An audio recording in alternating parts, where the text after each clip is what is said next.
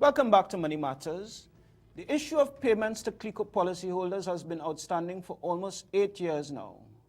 And there are moves afoot by the central bank to conclude those payments, but even that is controversial.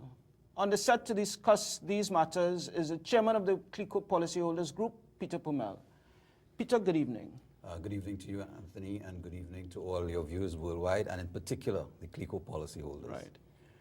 Clico, what is the state of play with the resolution of this issue now, which has been going on since January 2009? Well, if we had to go by newspaper reports that I think were carried exclusively in the Trinidad Guardian, we are hearing and reading that the government and officials of the government are in fact in negotiations or discussions with Mr. Lawrence Duprey, the former executive chairman of Clico. And from what we have read is that these negotiations seem to be at a very sensitive stage, one, and two, they seem to be very close to conclusion. I think at the date of December 31st or something like that is one of the things I saw. So that this is a very interesting development, given the fact that we have been advocating, as you have rightfully said, over the last 8 years or so, for Clico policyholders to be paid their contractual obligations. And one of the things I have said in a recent media release is that there's no way that Mr. Lawrence Duprey can ever hope to come back in Trinidad and Tobago and conduct any business of a financial nature with the investing public unless he settles the debt that is due to those policyholders. Okay, and what would you estimate that debt to be? Well, that debt seems to be, from our perspective, we are looking at probably maybe between 1.5 to maybe $1.8 billion. And when you say our perspective, what exactly do you mean?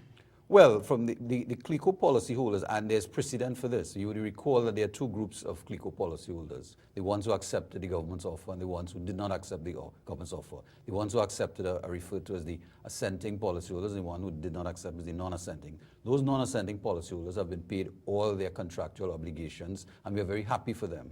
And what that means is that they would have gotten their 100% of their principal sum, plus the interest as per their contract, plus a break rate of about 2 to 3% from the date of the expiration of their, or maturity of the insurance policy until when they actually got paid. So your argument is that the assenting policyholders should receive a similar package? Absolutely, because at this point in time, as you would have read based on the audited financial statements for Clico up to 2015, Clico is, as far as we are concerned, are in the black. If you, depending on how you account, the accounting treatment is used, you would still see that there's some sort of deficit. But as far as we are concerned, based on the statutory fund, which is the fund that was set up to back the policies of those, all the policyholders, that fund is fully funded, and therefore there are sufficient funds inside of there to pay all the policyholders. Taking a kind of a devil's advocate position, the point could be made to counter your position that the non-assenting policyholders assigned their policies to the government. The assenting assigned them. The assenting, yes. Assigned their policies to the government. If that is in fact the case, is it not up to the government to lobby Clico for the outstanding payments and not the policyholders themselves, who have given up the rights to anything in the future? And that's part of the problem, because one of the things we have told the Minister of Finance is that by virtue of that assignment, then the government is supposed to get all the benefits, all the contractual benefits of the policyholders.